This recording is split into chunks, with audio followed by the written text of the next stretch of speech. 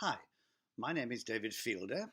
I'm an actor here today to represent a talk given by Eugene Halliday on the 7 Tarot Trumps, audio recorded in Britain at his home in Parklands in South Manchester in the mid-70s. The 7 Tarot Trumps are the Magician, the High Priest, the Empress, the Emperor, the Hierophant, the Lovers, and the Chariot. This first film deals primarily, firstly, with the magician. We're going to talk about the symbology of the tarot cards. Some say tarot, some say tarot. Those who say tarot don't think we can read it both ways. Those who say tarot think you can. A third man has not yet decided whether either or both are right or wrong, because the whole pack is very, very mysterious. Some think it appeared about the 13th century, some about the 18th century, some it is a dreadful forgery, a mishmash of symbologies from all different systems of thought. But the gypsies are credited with having brought it all the way from Egypt, although they personally never came from Egypt, but from India. And the symbolism is stated in occult circles to be derived from the book of Thoth. Lovely word. Thoth. And try and say it. Thoth. I don't like saying Thoth myself. I prefer to say Tohuta. But that's very difficult and cumbersome. I'll say Thoth. I'll only say it once more and then I won't refer to it again because it doesn't necessarily correspond with the facts anyway. Because the only information we have about Thoth, that's the last time I'm going to say it, is that he is the Egyptian equivalent of the Christian Logos, the Greek Hermes, the Roman Mercury, and is the articulate word of the Absolute. Starting from which, we will examine this card. The most obvious thing about this card is that it is entitled The Magician. Now, it corresponds with the letter A, which, as you know, is the free vowel, the kind of noise babies make when they're first born. It is the sound that can be made by any inarticulate people quite well, and therefore it must be very basic. When we think of this card, we are to contemplate that we have here, in the representation of a human being, the magical force of the universe, prior to any encapsulation. Now, we are to think about this in a very special way. All those of you who have studied the last 2,500 years of European philosophy will have assimilated the idea that there are such things as abstract ideas. And often abstract ideas get into disrepute by gross materialists who think that anything that is abstract is necessarily unreal. But that may not be so, because the ideas that are called abstract, that is, the general concepts like table, chair, horse, and so on, as opposed to particular things like that particular horse, that particular table, these concepts can be viewed in two totally different ways. But one thing certain about them is that however you view them, they exist in human consciousness. So-called abstract ideas are concrete facts formed in the human consciousness. So we're going to attack very vigorously anybody who believes that an idea, because it is called abstract, is thereby somehow weakened. And we're going to show, to the contrary, that ideas have been the major determinants of human evolution, and have shown themselves to possess more energy than the emotional world, because without ideas we couldn't have civilization, and we would wallow in an emotional state. And they have more power than matter, because by manipulation of ideas, the material world is being conquered. It is by manipulation of general ideas, so-called abstract, that we've put men on the moon. So we're going to use a very special term to symbolize this first card. We're going to talk about the concrete absolute. We're doing this deliberately because the word absolute is in disrepute by all materialists. Materialists refer to the absolute as if it corresponds with nothing whatever, because the absolute, by definition, cannot be put on the laboratory table, cannot be cut into pieces, and cannot be taken apart, like matter can. The absolute means absolute. That is, when you take away conceptually, in your mind only, all the finites, all the limitation factors, all the temporal factors, all the changing factors, what remains in consciousness is the absolute, the away solved. But this absolute is very peculiar, because when we, in abstract thought, that is, taking ideas away from other ideas, when we draw away, abstract, one idea from another, we're doing this in our mind by a special kind of operation. We're not having any effect whatever on the concrete reality, total reality. And this total reality we're going to call the concrete absolute. Now, I'm going to examine the word concrete, because the word concrete is quite wrong, but it is the only word that we can use at this stage to express this idea. Concrete means grown together. So if you make a concrete path, you get some cement and sand and aggregate, and you mix it all together, and through the action of this cement, it appears to grow together, to cohere, and become the paving stone on which you walk. Concrete means grown together. But this absolute has not grown together in the sense that it was once like cement and sand and various sizes of stone, aggregate you mix with the sand and the cement. This absolute has never been at any time or prior to time, has never been in bits, never been in parts, never been atomistic, has never been particularized. This absolute is a holistic continuum. It is seamless. It corresponds with the seamless garment of Christ. When you think about the absolute as that which is worn by the infinite consciousness as its first garment, it is seamless because it is not made of parts. And you remember in the story of Christ that the seamless garment had to be gambled for. The soldiers cast lots for it because they couldn't take it to pieces, like they would have taken to pieces a jacket with sleeves and a body and pockets and so on, taking a piece of cloth each. Because it was seamless, they had to gamble for it. And that is tremendously important, because this particular magician is wearing a seamless garment, in this case, colored red to symbolize energy.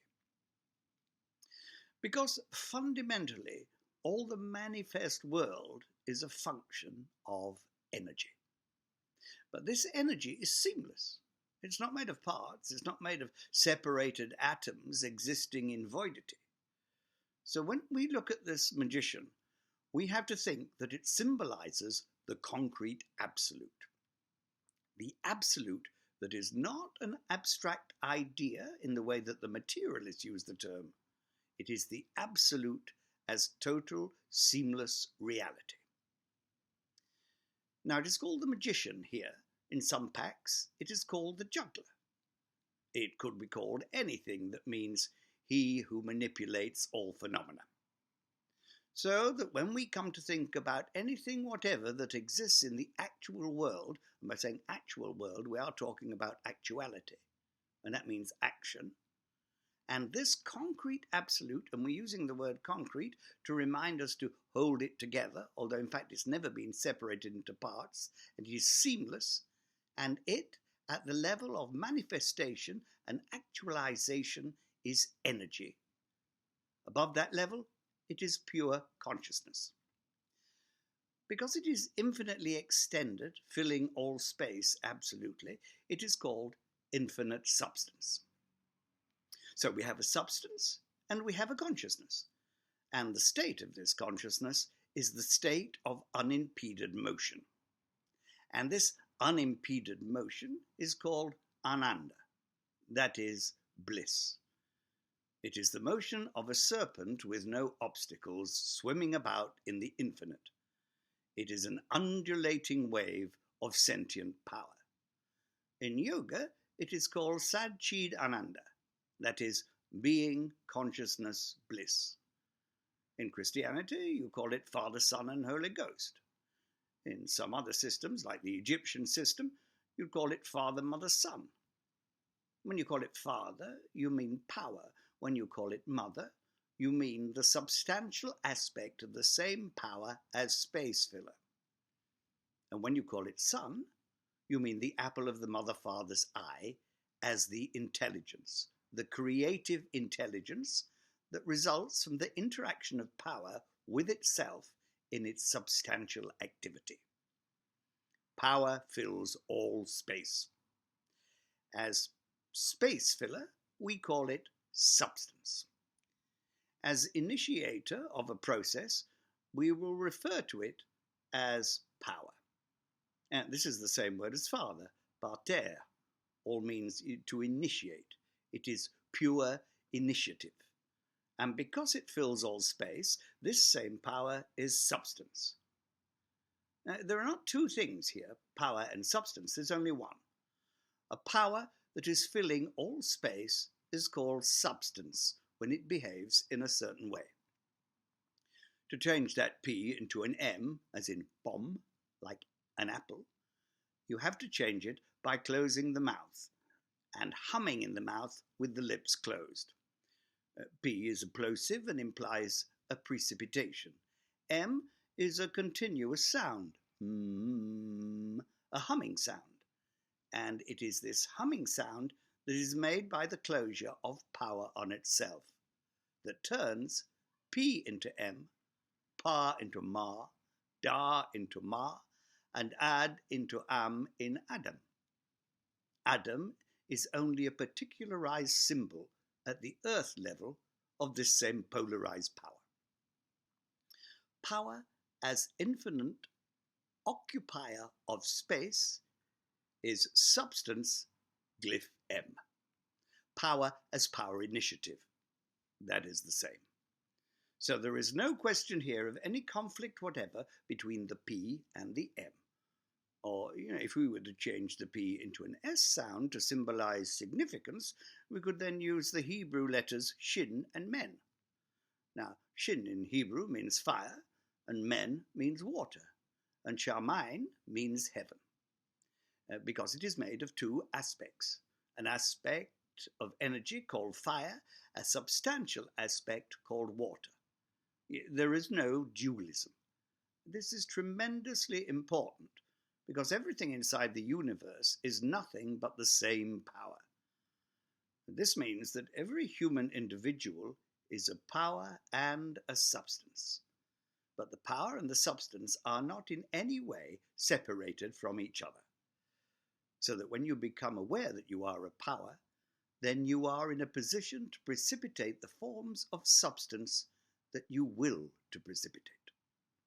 Whereas if you think, that is, formulate a concept that is erroneous, namely the concept that your power, your will, is distinct from, alien to, your substance, you then generate this erroneous idea, a concept that you cannot act upon your substance because it is other than your power.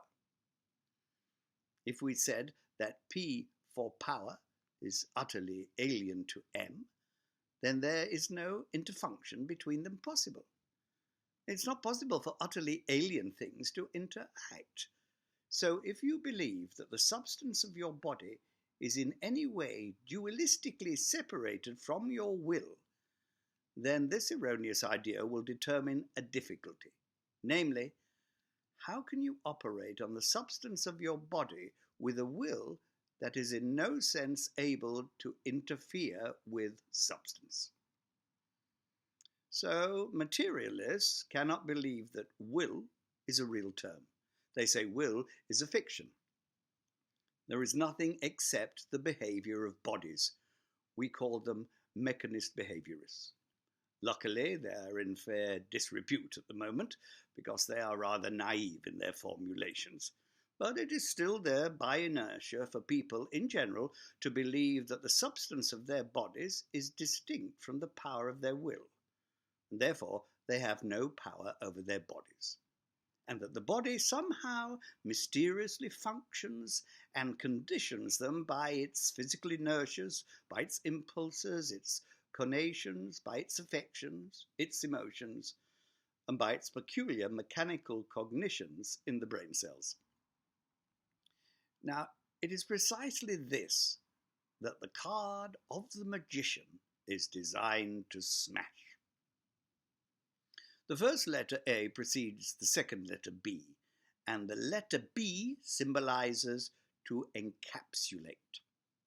But when we think about encapsulation, we are always left with, beyond this sphere of encapsulation, an infinity of the same power that produced the encapsulation. So here we have, prior to any encapsulation, an absolute, holistic, seamless, concrete power. And by concrete, we do not mean built out of separate elements. We mean that it concretes its own functions. That is, the seamless power functions in a variety of ways and then puts these ways together. Functional ways, not separate atomistic ways, functional ways. It integrates its functions. And therefore, we can say it is functionally a concrete absolute without impairing its holistic continuum nature. Now, we observe above the head of this magician a figure 8 lying on its side. Now, this symbolizes infinity in maths, and in occult philosophy, it signifies reciprocity. Imagine two circles. They are both encapsulated zones of function. They're not encapsulated zones of discrete material particles, because those don't exist. They are encapsulated zones of function. So that if I go like this with my hand and make a circle, then if I were to do a contrary motion with my left hand, so that the two hands met in the middle, I would make two circles. You could say that is a figure of 8. But really, there is nothing there except function. No separate spheres of action. One of these functions feeds into the other function. So there is reciprocity. It is the very type of polarized relationship such as you find on Earth in a sexual relationship, where the two circles symbolize two functions of force. The only difference between a male and female is functional. They have the same protoplasm, the same protoplasmic origin, the same number of chromosomes in the nucleus, the same general pattern of nervous distribution, and so on. But they have different functions.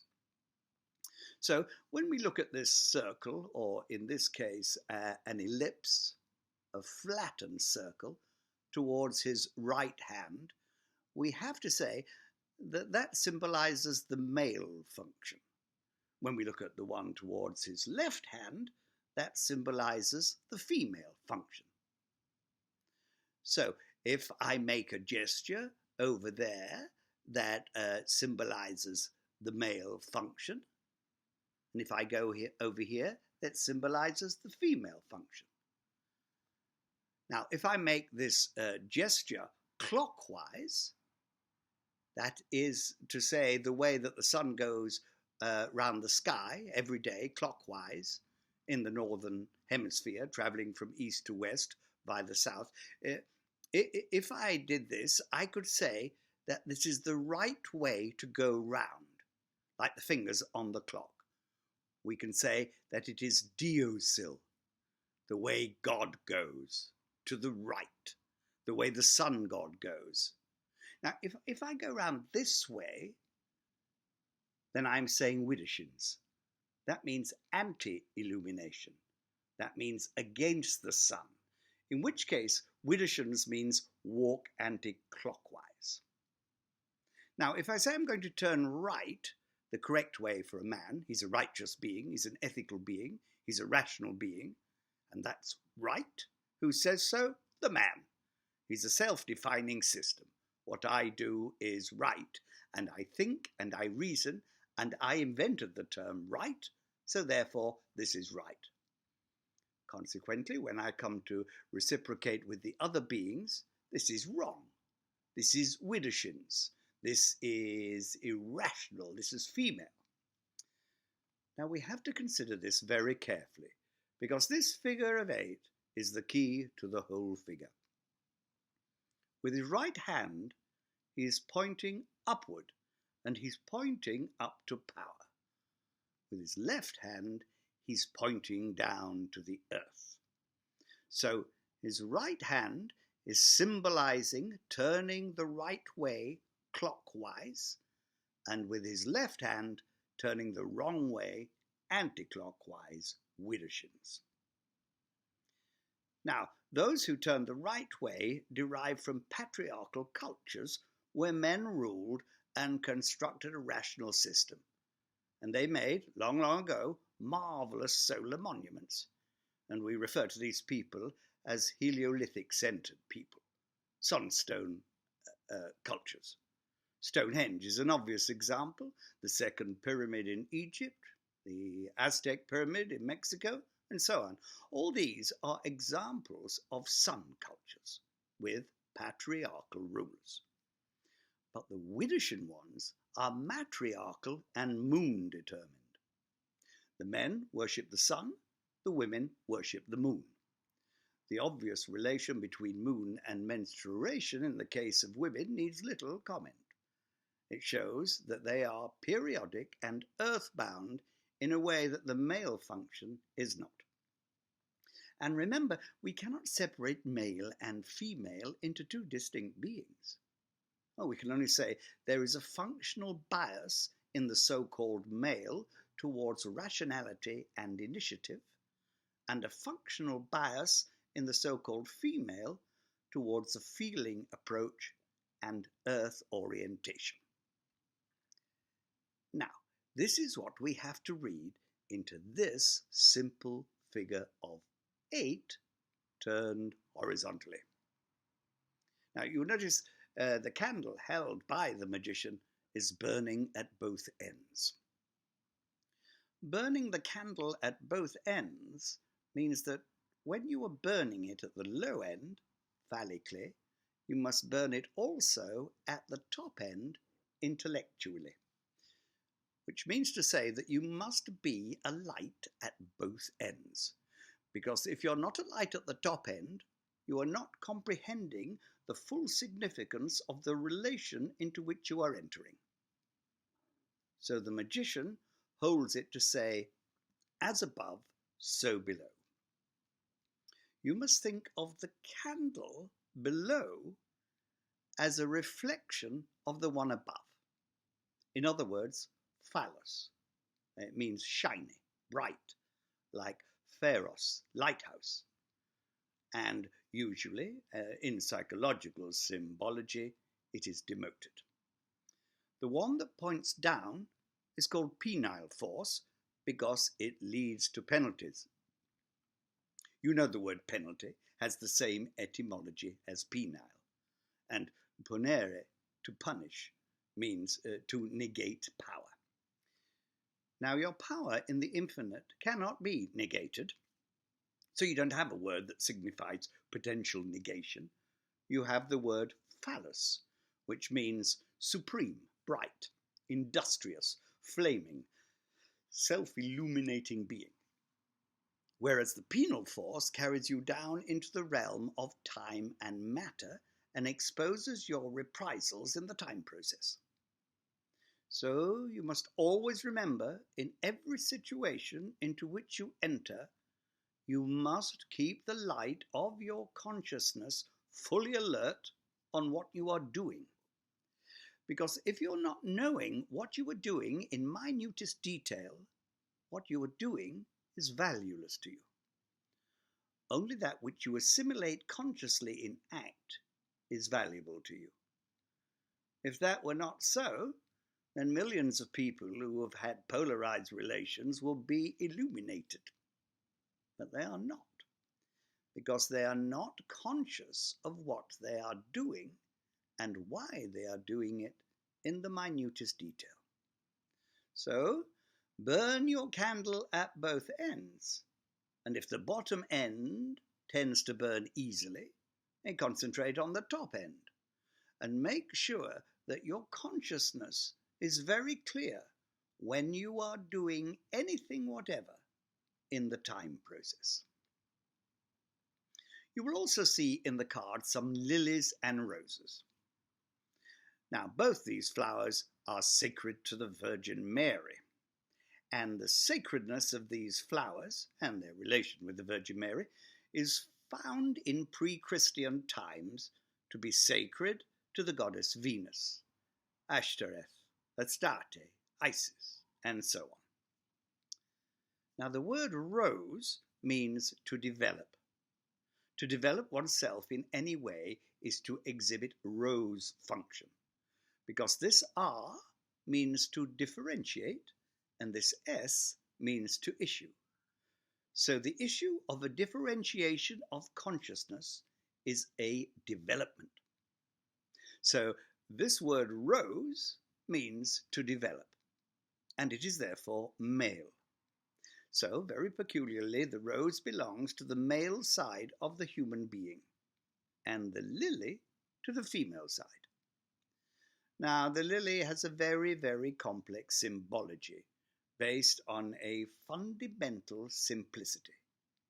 That is to disport, to play. Because this word, lily, means play, and the Hebrew, lila. And the Hebrew word for night, leila lilela, means to play about and to conjure and to cling and so on. So the L function in lily, which is duplicated, is the exact opposite significance to the R function in rose. When you say an R, like a true Scot, then you trill it, and in trilling it, you differentiate it. And that means to clarify by differentiation. But when you hold everything together and stop differentiating and cling to it and don't let it differentiate, like a very affectionate wife doesn't let her husband differentiate if she can stop it, when you do this, then you are a true lily. Now, it's perfectly obvious here that the symbolism of L and R have the same relations to this reciprocal figure of 8, and that the right hand pointing up and the left hand pointing down, just as they have in this magician. Because we can develop in two ways. We can develop the rose technique. Ruach is Hebrew for spirit and symbolizes the high intellect, not the empirical intellect of the material man, but the intuitive, enlightened intellect. So that rose there has the same development significance that the Hebrew ruach does. And this is the same thing that is symbolized in Sinbad the Sailor, the bird called the roc, R-O-C, and the rook in a game of chess. They all symbolize differentiating power, whereby any person can discover his own potential, discover the hidden powers in his own substance, and by his own power, which is his own substance, he can arise, he can arar himself, he can plow into his own being and produce out of himself all the necessary differentiations. But it's also possible to learn by lilying about the place, that is, by playing. And one of the chief things which was learned in the ancient world in the sport called Lulu, whom you will remember, you never need to bring to a party because she comes on her own. The first thing that the human race learned from Lulu was VD. Now, this is a very interesting thing. That particular order, as you know, cannot be got except from somebody who has got it. So the problem was raised, how did the first human being get it? When you can't get it from a human being unless they've already got it. Obviously, the human being got it from somewhere else. And there were certain suspects in the ancient world, and euphemistically, they said the culprit of all this is the lily, because lilies grow in rank, foul places, and especially amongst the rank and file of the army.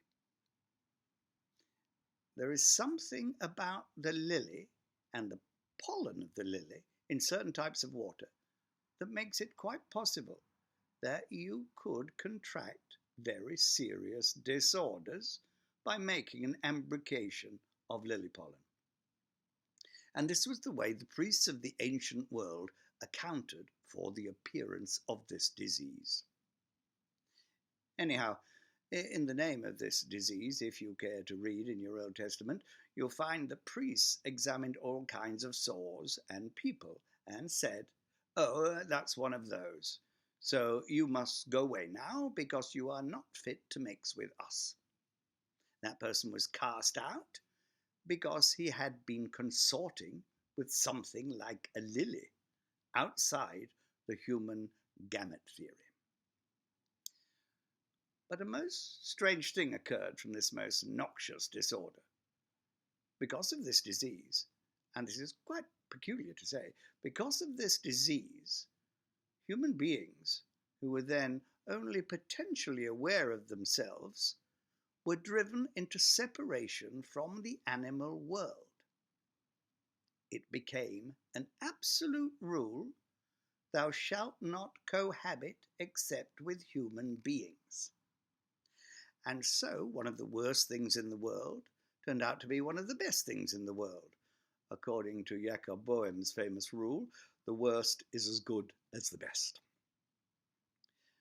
Because of this dread disorder, human beings were made terribly aware of the kind of things they were doing with the highest energy they had.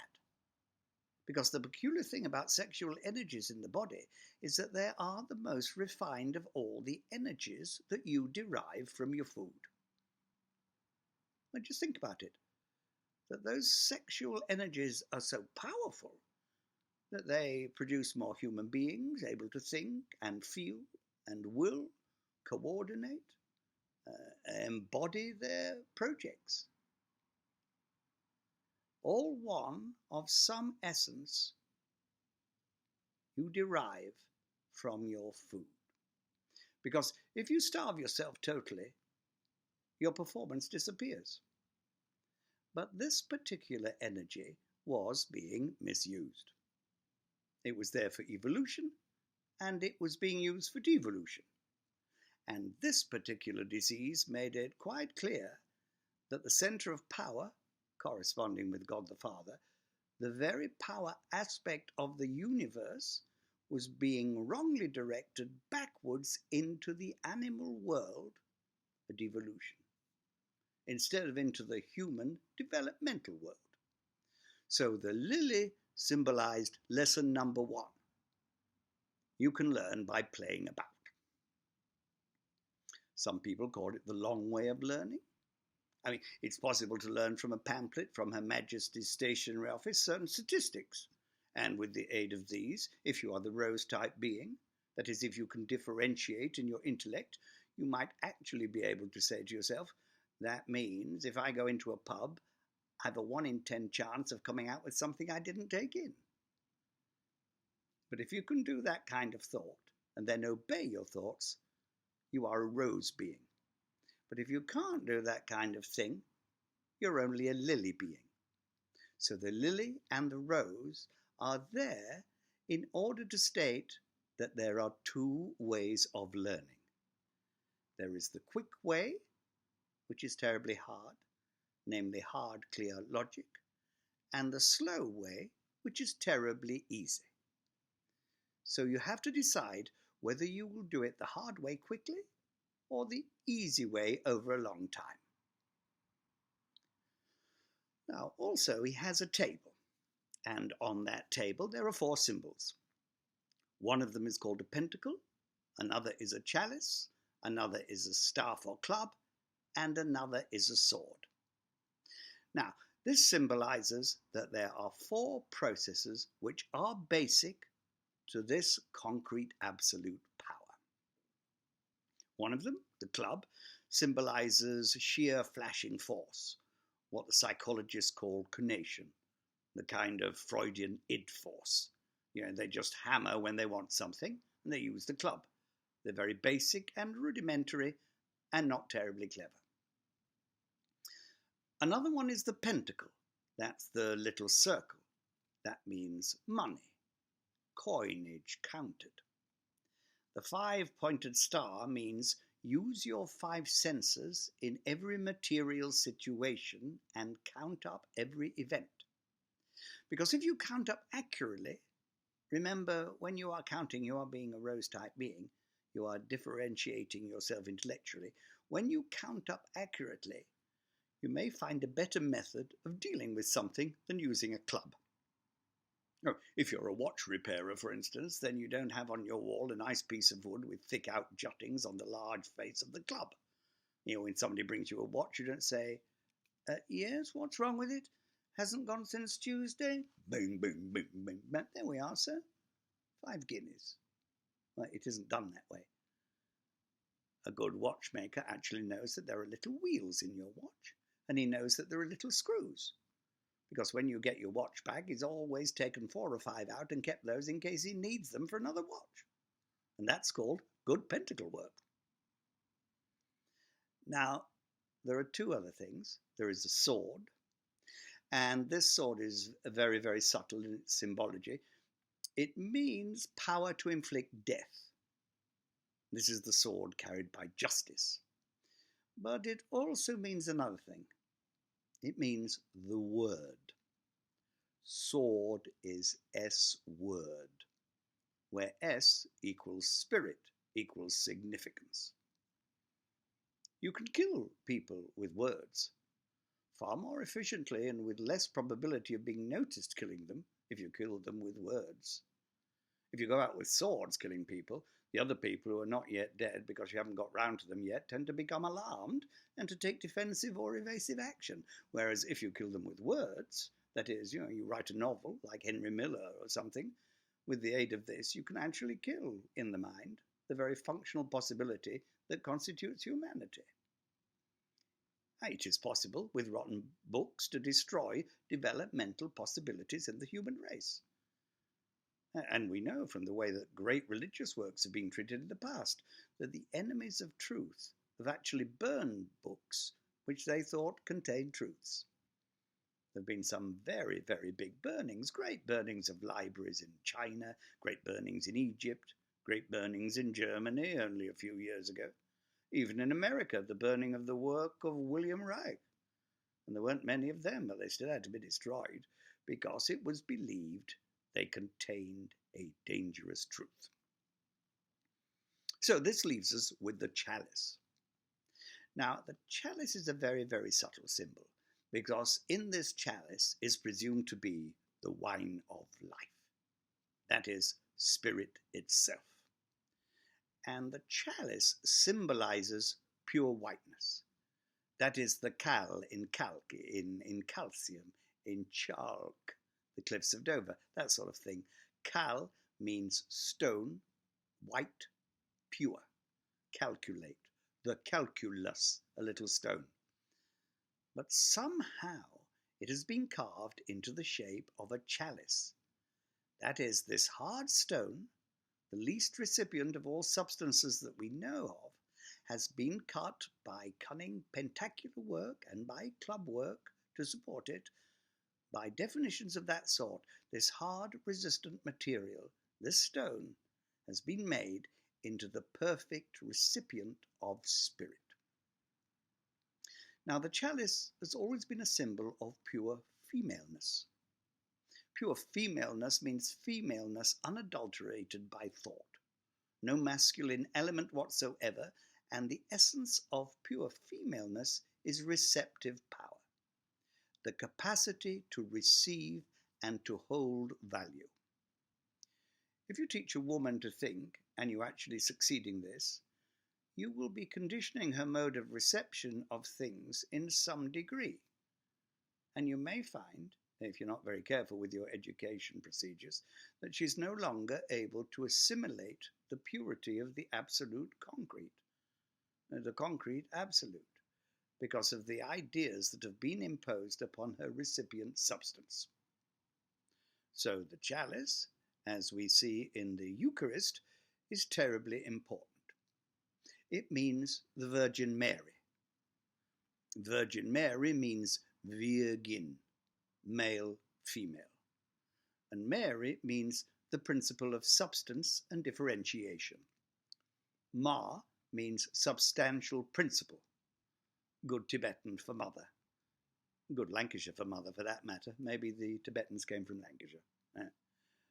Mari means substantial activity as a whole. And the Re means to laugh, to differentiate, to see the possibilities that arise out of a being of pure substance. So this Virgin Mary means man, woman, substance, continuum, differentiated, happy. And it refers to the infinite continuum of the power which is also the substance of reality prior to creation. She is spotless, immaculate, unspotted prior to creation. And the moment of creation is the moment of the appearance of encapsulation, equals the first spot. But prior to creation, she is the Immaculate, the Virgin Mary. Now, this means that your own substance of your own being can be discovered by your own self-examination to be identical with this, fundamentally. Because all your impurities are nothing but erroneous rationalizing. To be impure is the same thing as to be irrational.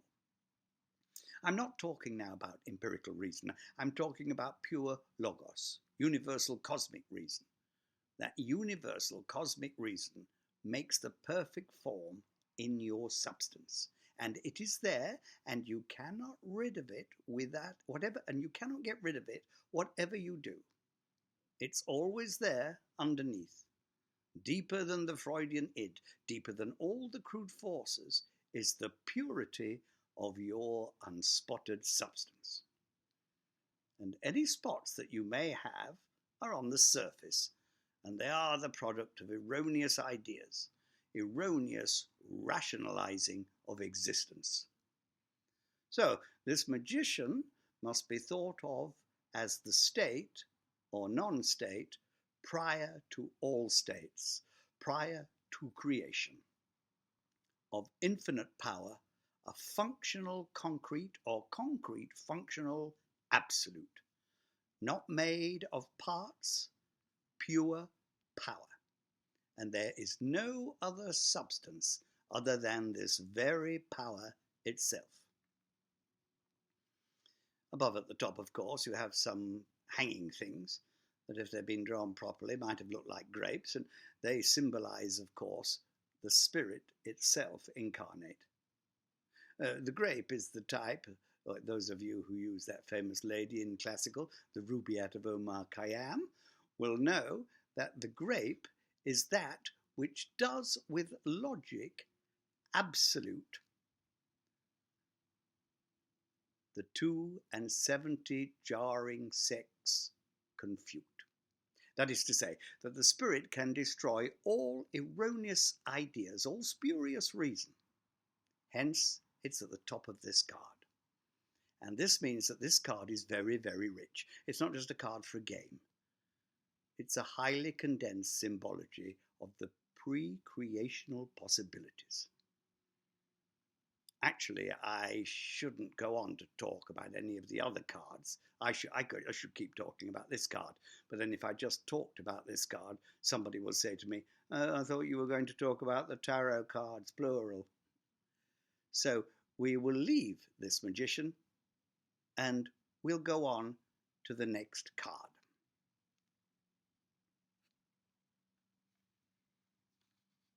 The remaining 6 trump cards will follow in a separate film. Thank you for listening.